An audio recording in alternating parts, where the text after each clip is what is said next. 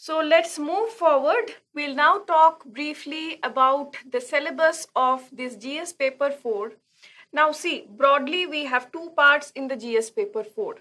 Okay, two parts. First is the theory part and next is the case study part, right? So giving you a brief overview of the syllabus, in the theory part, we have tried to incorporate, or the UPSC syllabus is something like this. They have introduced some concepts, basic concepts like what is ethics, what is morality, how is ethics different from morality, what is aptitude, what is attitude, emotional intelligence, how is ethics important in human actions, ethics in human interface.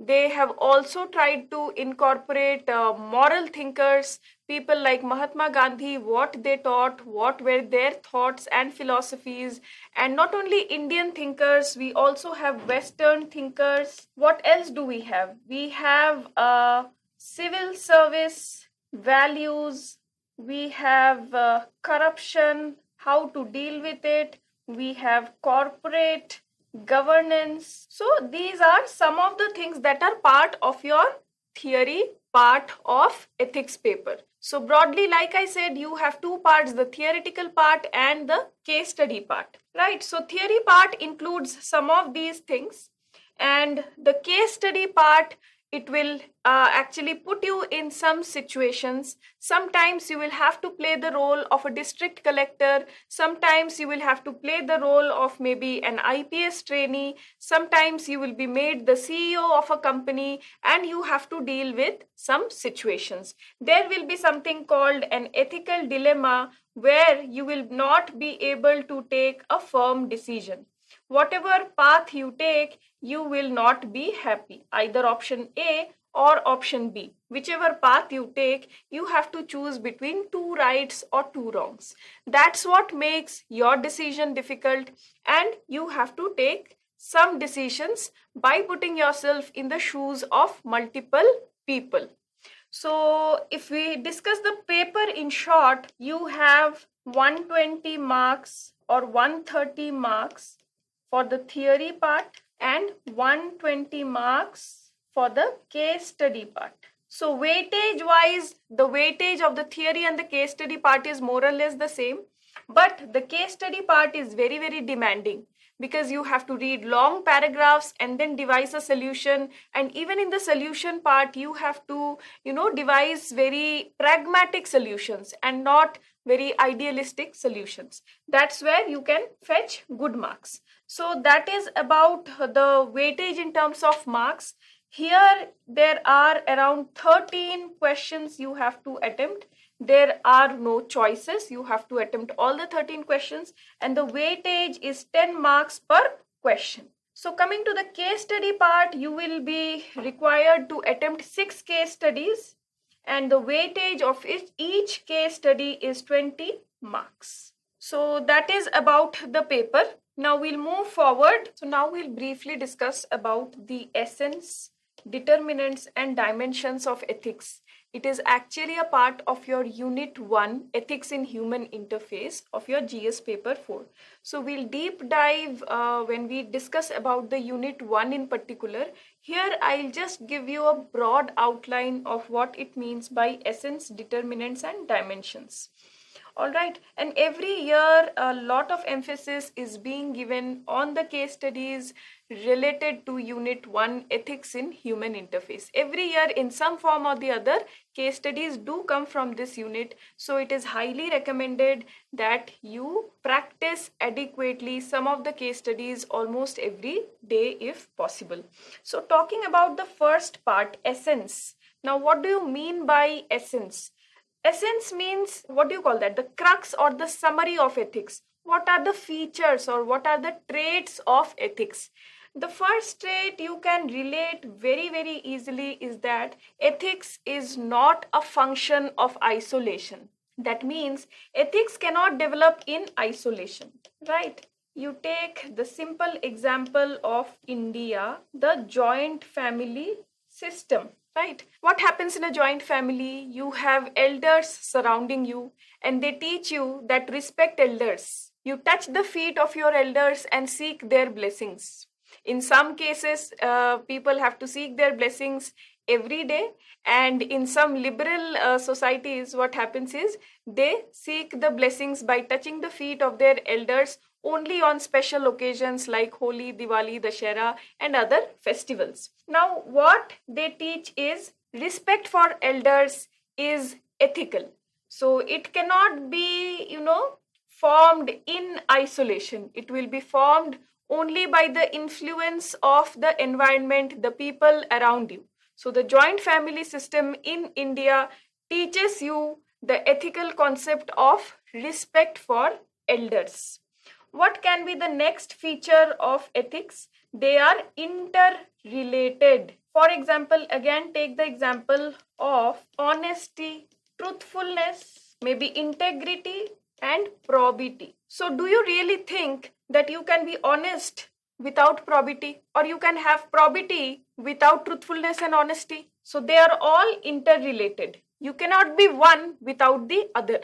You cannot have integrity without truthfulness and honesty. So this is what it means. Now, third is, it is not universal. Do you think ethics is universal? Now, first of all, I'll briefly talk about ethics. What is ethics? Ethics is some moral standards or some moral guidelines that you keep in mind while taking a decision, right? These are some moral standards that help you distinguish between right and wrong. So using these standards, you take a decision so that you are right in that decision. You are ethical in that decision, right? So ethics is not universal. Now take the example of punctuality. India and Japan. Do you think punctuality is an ethical concept in India? No. In India, people more often than not, they are not punctual. So it is not considered as a very big value or an ethical concept when it comes to India. But in Japan, they take punctuality very, very seriously, right? Even breaching the timeline by 30 seconds will be a breach of a fundamental value of punctuality, right? So in Japan, punctuality is a very big value. It's an ethical concept. But when in India, it is not so.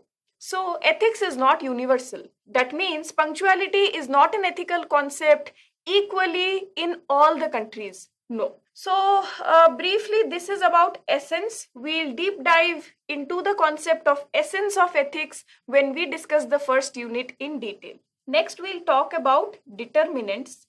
Determinants of ethics is actually, it means that ethics is not universal, it is contextual. It depends on person, it depends on place, it depends on time, right? So here I'll explain.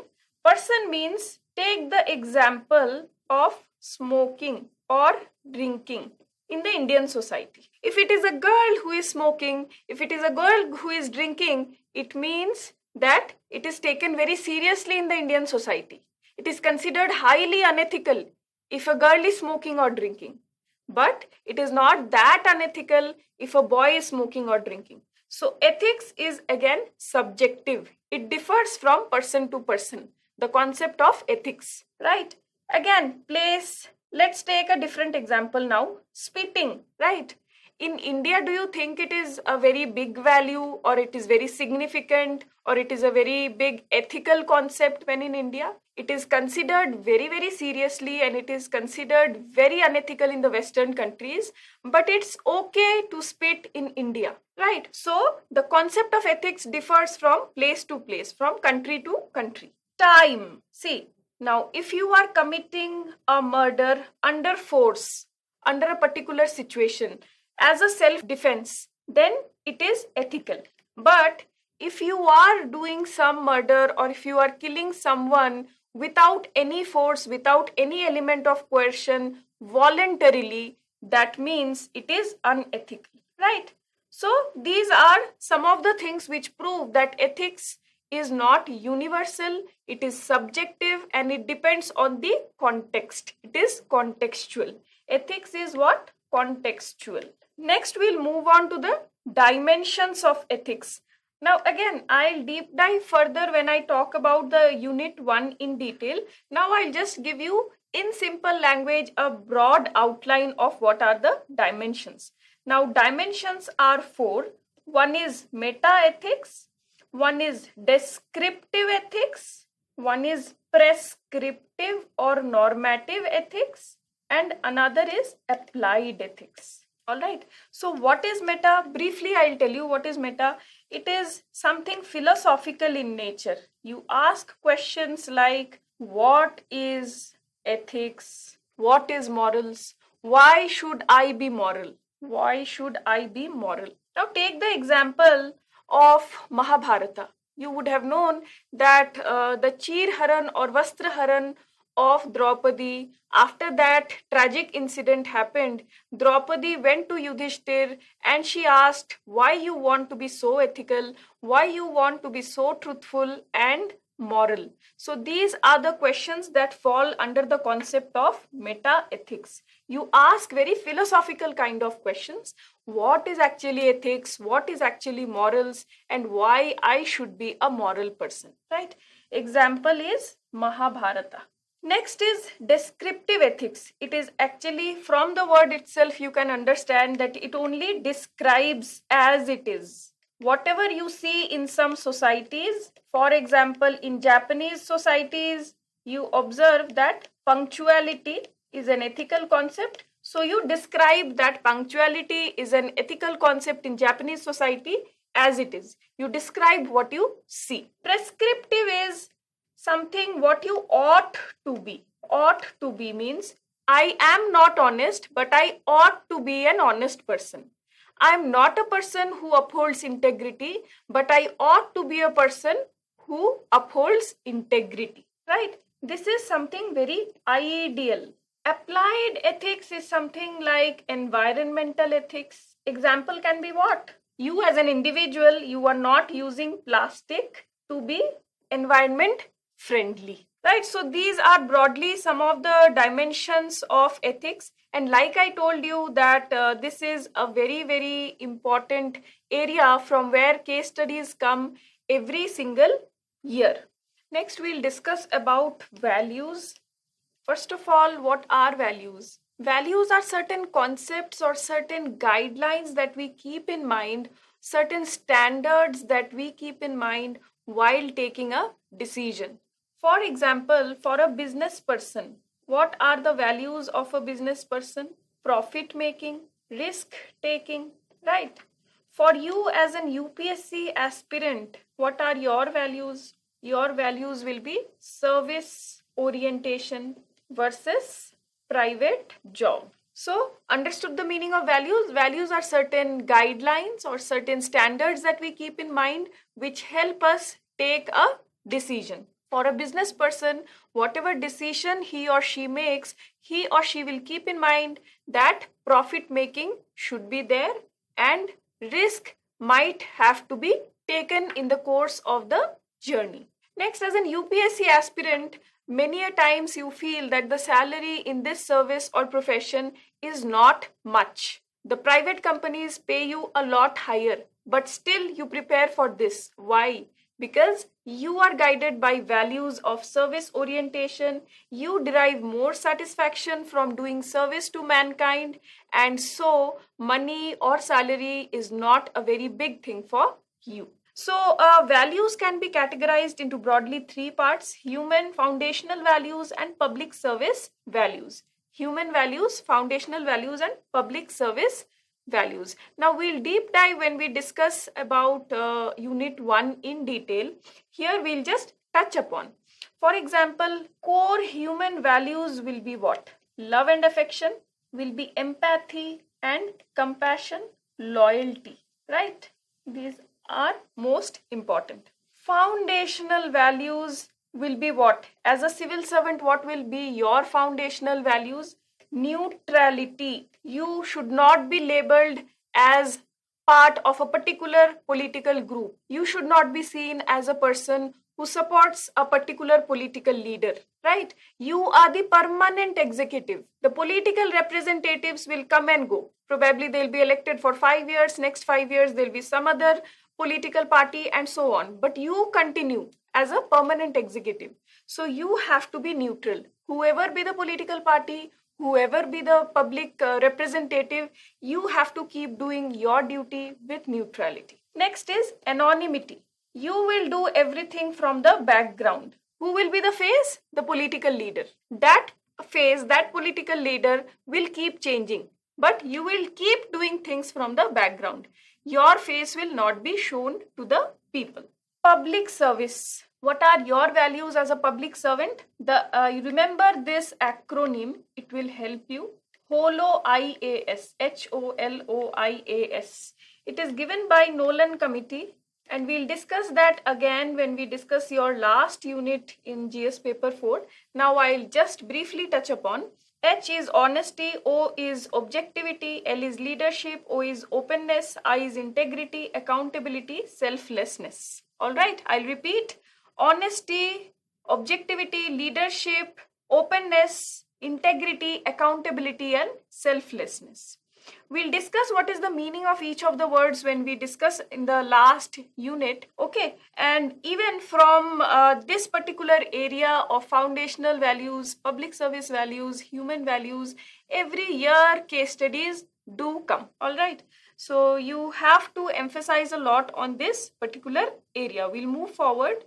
In the theory part, that is section A part of your paper, we have a unit dedicated to moral thinkers. Both Indian thinkers, Western thinkers. Indian thinkers like Gandhiji, Tiruvallur, Dr. Kalam, all right? And there are also other mythological books like Ramayana, Mahabharata, Bhagavad Gita. What are the learnings from all these books?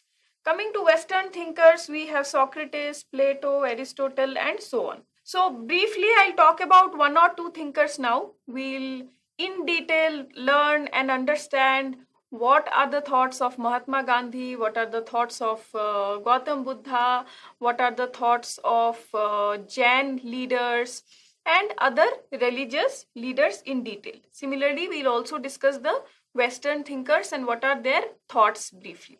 Now, for example, Mahatma Gandhi, you yourself would have studied in history what are his philosophies. His philosophies include ahimsa, non-violence, satya, truthfulness, right? So using these values, he ensured that we have a very decent and non-violent freedom.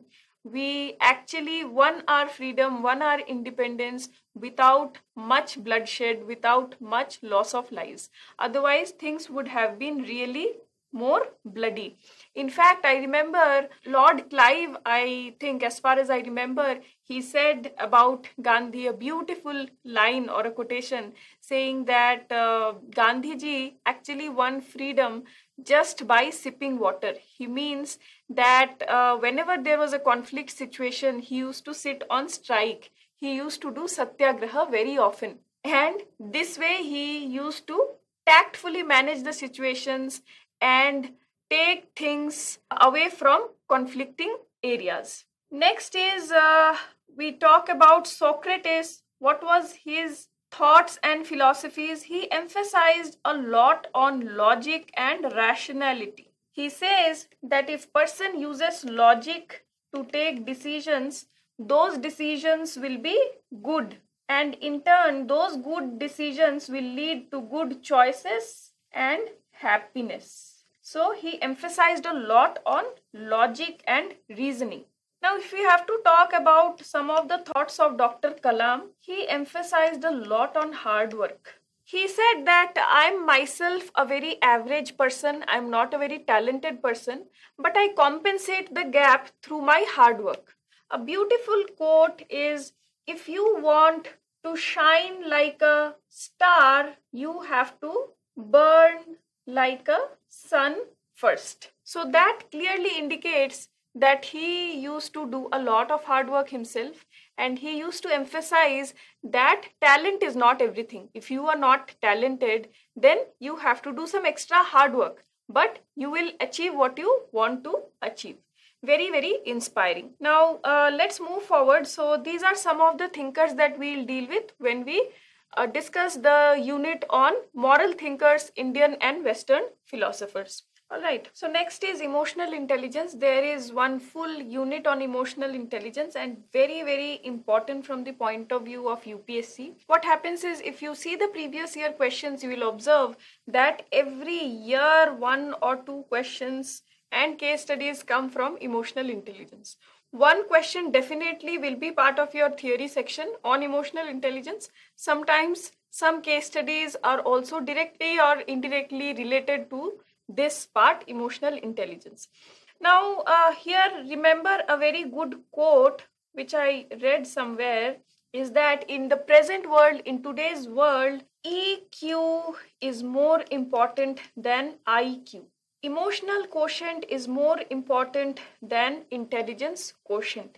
80% of what you achieve in your professional life is because of EQ and only 20% is attributed to IQ. So remember this quote, you can use it as an introduction or in the concluding part whenever there is a question on emotional intelligence. We'll briefly explain you what is emotional intelligence and the remaining detailed part we'll take it up when we discuss the unit on emotional intelligence. So what does it mean? It means that you understand your own emotions and the emotions of others, okay, and then you tackle a situation. So what will happen is if you understand your own emotions, you understand the emotions of the others, so definitely there will never be a conflict, there will never be a radical situation or a hostile situation in the work environment, right? Take the example of farm protests, which is actually making news for a lot of time. So the farmers are protesting saying that their demands are not being considered, they are not being heard at all, the MSP regime is going away and the government is not at all worried about the condition of the farmers. All right, saying this, they are creating violence, they are protesting here and there. What has to happen is in ideal situation, this should have been dealt through this concept of emotional intelligence. You understand what emotional turbulence these farmers are going through and you try to pacify, appease through some conversation and dialogue rather than using violent measures. You understand the emotional state of the farmers and you talk to them, you listen to their concerns, and that's how they will stop protesting. They will come to the table for a discussion, which will be more fruitful. So, we have understood the concept and relevance of emotional intelligence, how using emotional intelligence you can tactfully tackle and stop any situation from going hostile, from becoming violent. You can stop it at the initial stage itself because you understand your own emotions, you understand the emotions of the audience, and you can tackle accordingly because you have awareness of the situation.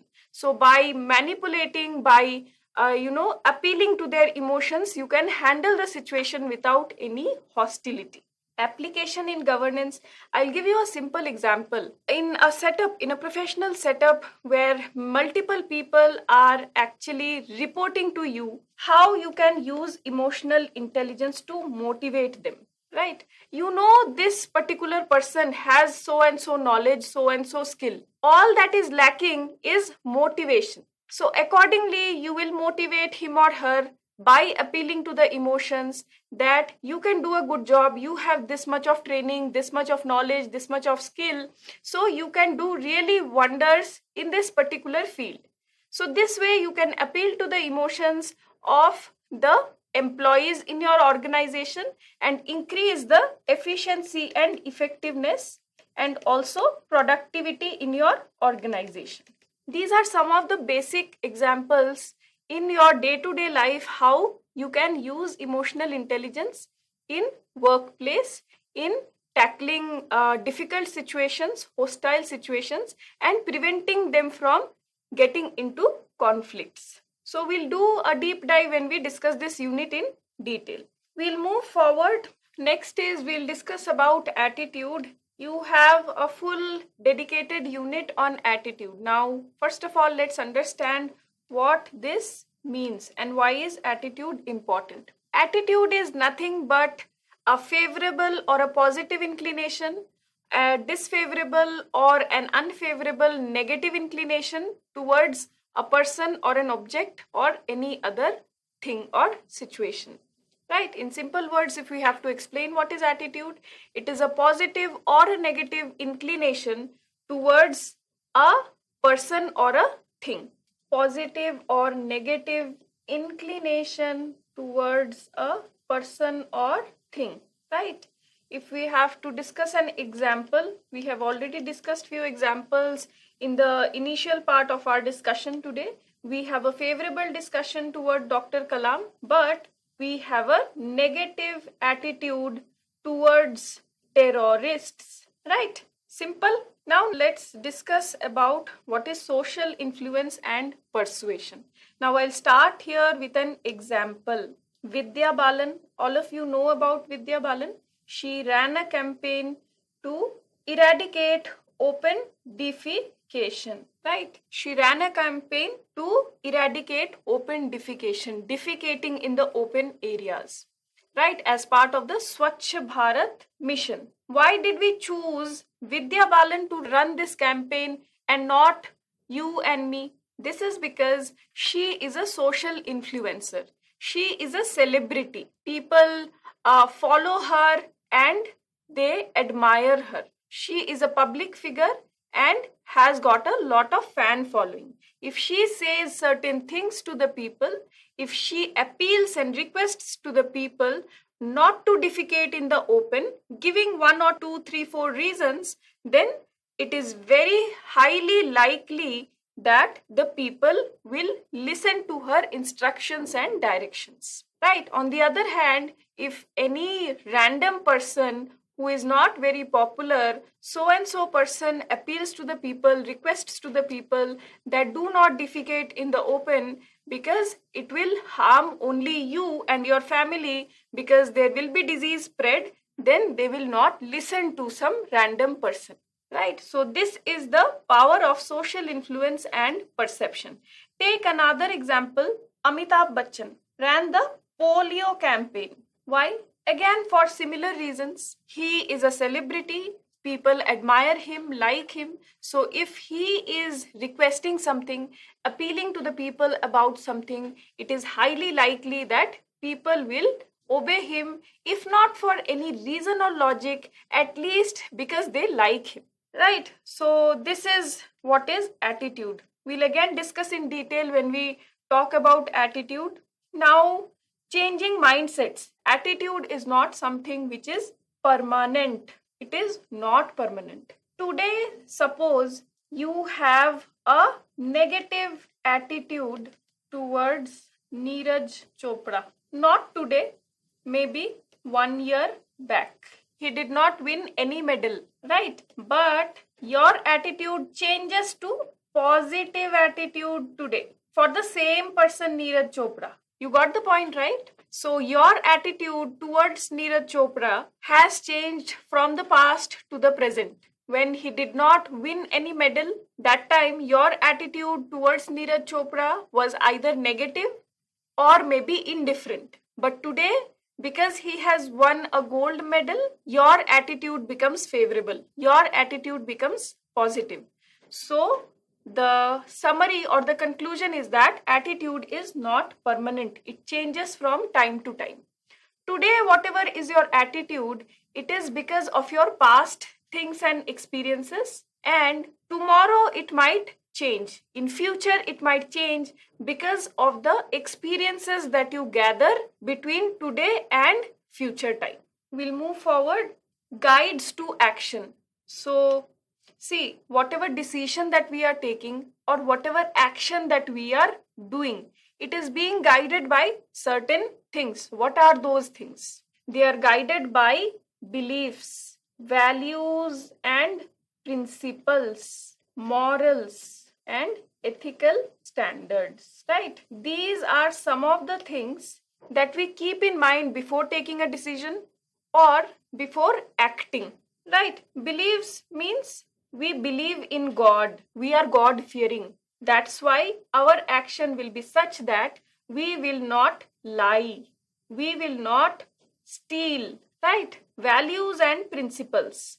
Example. So I'm giving you very simple examples so that you can relate to each of these things. Values and principles. As an UPSC aspirant, you know that you have to be very, very consistent, diligent in your preparation. You have to be true and honest to yourself in this preparation. So, because you have these values, you will go to the library and read very diligently, right? So, your values will guide your actions because you understand that consistency is very important, hard work is very important in this preparation. These values actually push you to the library so that you go to the library and study very diligently. Morals. Example, intercaste marriage. Suppose you consider that intercaste marriages are moral for you. As per you yourself, intercaste marriages are okay. They are moral. So, your action will be what?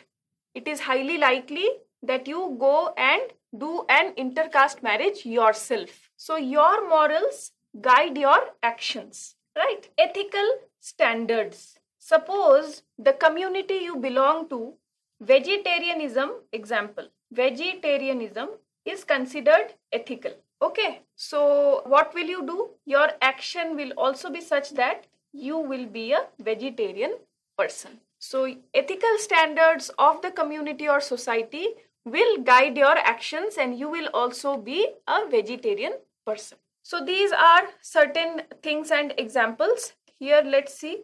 Human beings are guided by conscience. What is conscience? It's an inner voice. Whenever we are facing any ethical dilemma, whether to do this or do that, then we try to listen to the voice of conscience. Suppose very simple example, you want to fill a form apart from UPSC. You are very serious about UPSC, you want to clear it. Now you are getting second thoughts whether to fill the state PCS form or not. Now you sit down, you try to understand what is the inner voice telling you, what is your conscience telling you. And based on that conscience, you take a decision whether to fill the form of state PSC or not. It's a very simple example. Another example can be, suppose you are rushing to your office, you are getting really late for a meeting, and then you see a blind person trying to cross the road but not able to cross the road. Now you have two choices in front of you. One, you help him cross the road, and second, in that case, if you help that person cross the road, you will be late for the meeting. Second is, you just rush to your office. Don't bother about the blind person. That time you are facing some kind of a dilemma. You listen to the voice of conscience and you take a decision. So when you listen to the voice of conscience, it is likely that you will help that person cross the road. You will not care much even if you are late for your office meeting. Second very important guidance is law. Right? Because we fear legal actions against ourselves, we try to abide by the legal provisions. Right? For example, we do not keep domestic help who is less than 14 years. Right? Because if we are keeping such a house help, we will be penalized as per the law. It is top down. So because of fear of legal punishment, we are trying to abide by the legal provisions. Member of society is guided by regulations and customs. Suppose you are living in a gated society. All right. So there are maybe 3 gates in that society. Now the regulations of that society is such that after 10 p.m. only 1 gate will be open. Remaining will be closed. So because you are part of that gated society, you will have to enter by this gate whenever you are coming after 10 p.m. You cannot say that I am a special person and you have to open the gate this and the gate this even if I come after 10 p.m. So because you are a member of that gated society, you have to abide by the rules and regulations that are part of that gated society. In a particular profession, you have codes Very simple example in the IT sector is the formals. You have to wear formals for work every day. In most cases, Monday to Thursday, you have to wear formal clothing, and on Friday, you can wear casuals. So these are some codes that you have to follow when you are a part of a company. So we'll briefly talk about some of the ethical issues and their examples in the present times. So first is privacy related issues. You would have also heard about the Pegasus spyware, which is said to be used against many of the big shots, many of the political leaders to assess what are their movements, what are they talking about, what are they planning, and so on. So this is a breach of privacy. Next very important thing is gender equality. Now, in the pandemic times, what has happened is the education system has become virtual, right? What has happened because of that? The smartphones, gadgets, laptops are required for the students to attend the classes. If they have to attend the online classes, they will be needing either tablets or smartphones or laptops. So take the case of poor households. What happens in those households? They do not have 3-4 mobile phones, smartphones with them, right? It may be the case that an entire household have only one single smartphone. And in some cases, they don't even have a smartphone. Leave aside tablets or any other laptops or sophisticated gadgets. So suppose there is only one smartphone. Who do you think possesses this smartphone? More often than not, these smartphones are with the males of the family. So this is how only the males can access the online education in the post-pandemic world. In many cases, particularly in India and other developing countries, this is the sad reality. The education system have moved online. There is the need for smartphones, for tablets and laptops. And if you see the poor households, they have at max one smartphone or maybe only one gadget, one tablet, and that is used by the males of the family. So the girl, the females are deprived of the education totally, right? So this is a very big ethical issue in the current times. So yes, even in the case of war, we have to keep in mind certain ethical guidelines and standards which we have to follow even when there is war. For example, if some people is getting injured as a result of the war, such an injured person cannot be killed, right? Suppose, second example, if there is some very prominent issue that has come up in the wake of war, then also you have to sideline this hostility and take into cognizance this particular issue which is of importance. You cannot just say that we'll sideline this important issue and keep fighting war. You have to sideline the war and other conflicting situations, and you have to focus on the issue that is important. Next is, in case of sports, you would have all heard about cases like match fixing, doping, ball tampering, and whatnot. Now, these are some of the examples that you all can relate to. These are like daily worldly examples that you come across almost every day. So I actually consciously choose such simple basic examples from daily lives. You can make a note of some of these examples also. It will help you in answering the theory part of GS paper 4. Now moving forward, we'll discuss the case studies part. We'll see how through the years, starting from 2013, how the case studies have been asked, what are the hot spots? Like I said a while ago that the unit 1, ethics and human interface, almost every year, 1 or 2 case studies is directly or indirectly related to this particular unit. So we'll briefly discuss about the case studies part. Coming to year 2013, like I said, every year almost 6 case studies come in the paper and you have to attempt all the 6 case studies. And all of them are compulsory. The weightage in terms of marks is 20 marks per case study. And see, the first case study deals with honesty. This is public service values. responsible disobedience, again public service values, child labor, it must be there in the current affairs. Again, objective decision making, like I said, objectivity is a very, very important civil service value or a foundational value. Confidentiality is again one more, and gender sensitivity is a social issue. So every year, one or two questions come from social issues. It might be there in the current affairs part, the gender sensitivity and child labor. Otherwise, most of the questions come from human values part or the civil service values or foundational values. Now let's see what happened in 2014. Again, 6 case studies and 20 marks each. Now see, ethical dilemma. Ethical dilemma may be a dilemma between personal and public interest, right? Ethical conduct. Suppose, like the example that we had discussed, an illegal sand mining is going on and you receive a phone call from the political leader or the minister. He or she requests you to ignore the illegal sand mining activities that are going on, and in return, what you will get? You will get a lot of cash.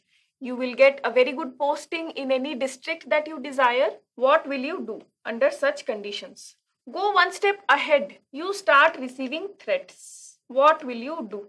Will you try to expose this illegal sand mining activity, or will you just keep quiet, take the cash and align with whatever the political leader wants you to do? So these are some of the case studies that are being asked. Right, so if you practice 2, 3, 4, 5 years of case studies, you will get a hang of what UPSC expects from you. They will not be very different. Trust me, if you practice like 30, 40 case studies in writing, then you will be very easily able to solve any case study, whatever comes in the paper. All right, sexual harassment at workplace, it is a social issue related topic, and mostly it would have been there as the current affairs. Ethical dilemma, again, one more question on ethical dilemma, one more. So this is a very, very important area. Rural-urban migration, again, must be a social issue. So you would be finding a pattern now, right? Social issue related current affairs, every year 1 to 2 case studies come. One more area is human values. It may be foundational values also, it may be civil service values also. Again, 1 or 2. Ethical dilemma, 1 or 2. So areas are getting demarcated. How you have to segregate the things and practice. 2015, again, let's see what have been asked. Ethical conduct, like the example I gave, political pressure on bureaucrats. Midday meal scheme and Dalit participation, this is a social issue. Current affairs, ethical dilemma, again another on ethical dilemma, right? Another is value related. It may be human values, it may be foundational values, and or it may be civil service values. Next is adolescent girls' education. This also must be a social issue at that time. So you can very clearly see, just by discussing 3 years, 2013, 14 and 15, we could identify the areas very clearly. One focus will be on current affairs, social issues that are happening in the current affairs. Second area is value based. It may be human values, it may be civil service values, foundational values or anything. One more area is ethical dilemma. Let's see 2016 ethical dilemma, one area. Land acquisition and displacement, I think it would be social issue related. Current affair. Senior citizens, it is again a social issue, might be there in the current affairs. Domestic violence, now see 3 case studies from social issues itself. So you have to focus on case studies that are happening around you at that point of time. Between your pre and mains, you have to focus more and more on the newspaper part. You might be coming across some of such case studies.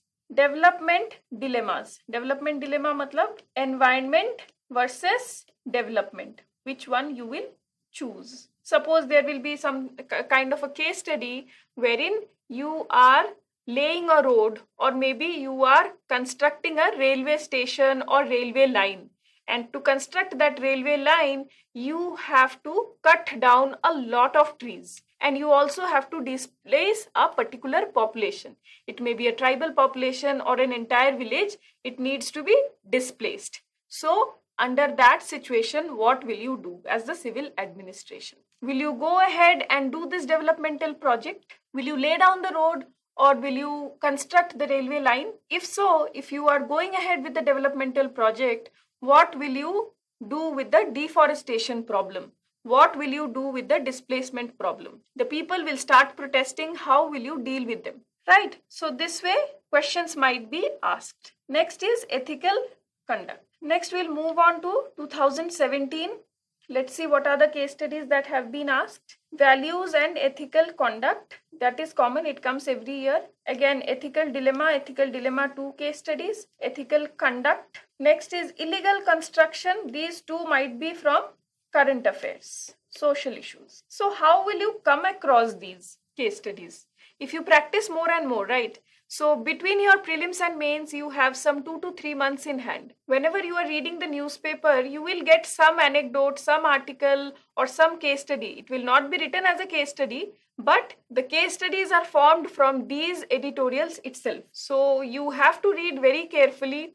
And when you read more and more compilations from the market, when you practice more and more case studies, you will also be doing your answer writing practice, you will also be doing your mock tests, and definitely you will come across such ethical issues in the current affairs. Let's see 2018. Senior citizens, it's a social issue. Alcoholism, mostly it is inspired from the Bihar ban of alcohol. Industry versus environment, very often such a case study come. Which one you will choose, development or environment, right? Ethical dilemma and Snowden's action. This is also current affairs inspired, right? Now you can very easily understand how the areas are getting demarcated. Case studies do not come from all the areas.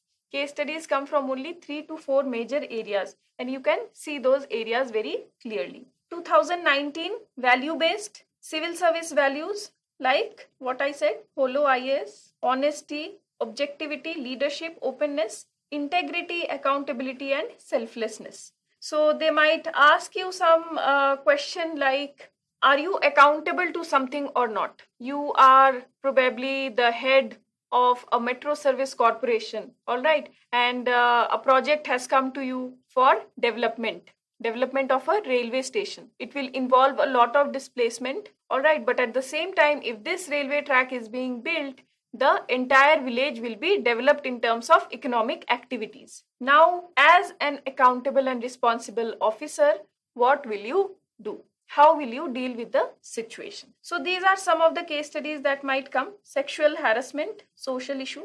Politicization of bureaucracy, a very, very big problem. Political interference, political pressure on bureaucrats. Narcotics case and ethics management. Let's see 2020, utilization of public funds. How a civil servant ensures that he or she is the trustee of public funds and not use those funds for his or her own welfare. He or she should act as a trustee, holding those resources and using those resources for the welfare of the people, and not using those resources for beautifying or for enrichment of your own pockets, right? Ethical dilemma, tribal development and working conditions. Values and ethics in public administration. Again, it is directly or indirectly related to the values that we spoke about. Corporate governance and environmental ethics. Compassion and emotional intelligence. So now see, 2020 paper is slightly different. It is a detour from the traditional papers like values, ethical dilemma, ethical conduct, and social issues. It is slightly different from those. Now you have been asked a question on emotional intelligence, right?